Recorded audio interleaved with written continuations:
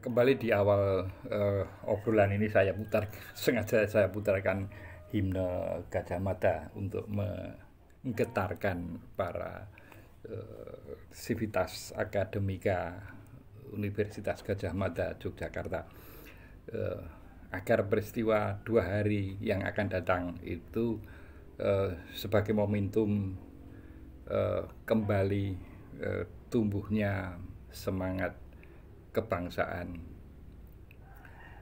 kembali tegaknya nalar sehat dalam mengawal perjalanan Republik ini. Sebagai universitas tertua di Indonesia, di mana gedung pusat yang ada di himne tadi lewat drone maupun pernah saya saksikan sendiri, kemegahan gedung pusat UGM itu diresmikan sendiri oleh Presiden Indonesia yang pertama, Insinyur Soekarno, di mana Soekarno itu meminta kepada GPH Hadinegoro, seorang putra kelahiran Surakarta, untuk mengarsiteki gedung pusat itu. Mana GPH Hadinegoro ini lulusan Technische Hogeschool Delft, Belanda. Tidak tahu pengucapannya benar atau tidak, bahasa Belanda. Sekolah tinggi teknik Belanda itu mengarsiteki sendiri gedung pusat yang akan menjadi momen bersejarah setelah 66 tahun gedung itu berdiri. Ya, kita sebagai masyarakat yang mestinya ikut bangga dengan apa yang sudah diukir oleh Gadjah Mada dalam mengawal perjalanan bangsa ini. Tanggal 15 besok itu merupakan momentum, ya boleh dikatakan kelahiran kembali apapun hasilnya, berdasarkan kaidah-kaidah yang tentunya ini bahasa awamnya ya, runtut dengan nalar sehat. Saya kira semua pihak kalau bersepakat dengan kejujuran akademis itu akan dengan sangat mudah diselesaikan. Tetapi kalau masing-masing pihak belibet dengan urusan politik, maka ini persoalan jelas akan menjadi rumit, begitu ya, ruwet gitu. Ya, kita sebagai rakyat Indonesia tidak menginginkan UGM itu menghadapi kesulitan karena persoalan politis.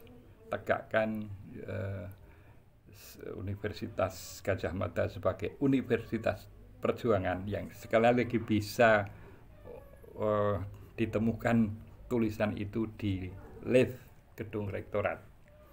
Kalau masih ada, itu ada, itu kita masuk naik ke atas lewat lift, itu akan ada di situ jati diri Universitas Gadjah Mada. Nah, saya kira momentum ini ditunggu banyak pihak, tidak hanya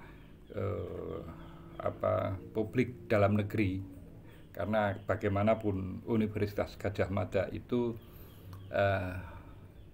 akan diawasi oleh tetangga kita, yang teknologi University Singapura, kemudian Malaysia, barangkali Thammasat Thailand, atau beberapa universitas di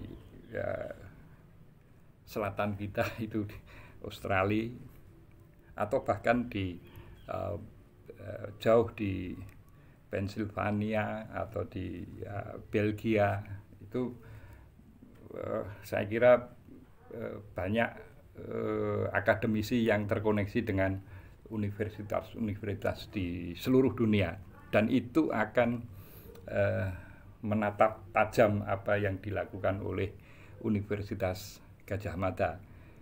Ya mudah-mudahan saya beruntung besok ada yang mau mengajak ke Bulak Sumur sehingga saya bisa report dari Bulak Sumur. Saya juga ingin menyaksikan kawasan yang tentunya bagi orang awam itu merupakan kawasan yang sangat bergengsi dengan intelektualitasnya ya. Jangan peristiwa tanggal 15 besok itu justru akan membuat titik balik di mana UGM justru akan terpuruk secara moral etik hanya gara-gara urusan politik. Saya ingat kebetulan ini tahunnya juga sama ya. Saya lulus SMA tahun 1985, di mana our former president yang sedang dipertanyakan oleh beberapa kalangan tentang ijazah dari UGM ini. Waktu itu tahun 85 itu saya dari sekolah swasta di Solo, SMA swasta di Solo, itu dari sekitar 300 orang itu yang berhasil membobol masuk UGM itu hanya kalau tidak salah 5 orang. Ada yang dari Fakultas Filsafat, ada yang masuk ke MIPA Matematika, ada yang masuk ke Fakultas Biologi dan Geografi kalau tidak salah, dan satu Ekonomi. Cuma yang teman yang dari Ekonomi ini tidak sampai lulus, hanya kalau tidak salah semester 1 saja, habis itu memutuskan untuk pulang ke Solo karena pertimbangan biaya. Dia lebih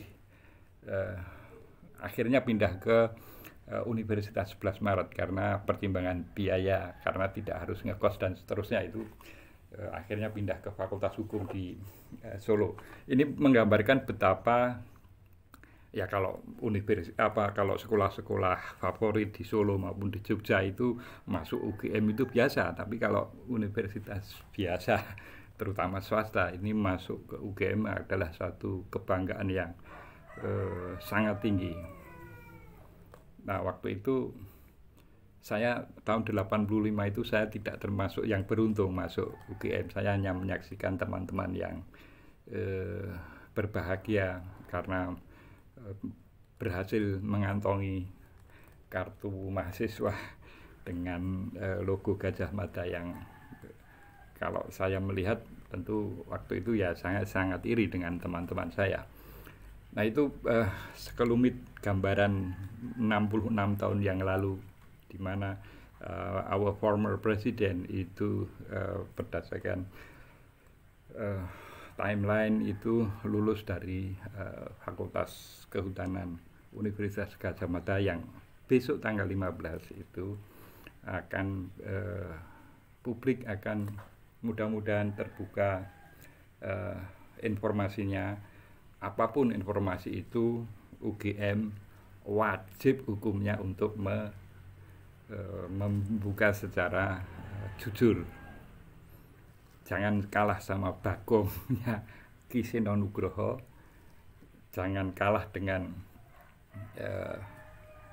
Aristoteles, di mana itu pasti di Fakultas Filsafat dikaji secara mendalam, di mana sempat kita obrolkan bagaimana Sokrates peletak dasar metodologi ilmiah, mulai dari pengkajian dokumen-dokumen, kemudian observasi, sehingga sampai pada satu kesimpulan, meskipun kesimpulan sementara. Nah, kalau tanggal 15 besok itu tidak ada kesimpulan, maka energi masyarakat itu akan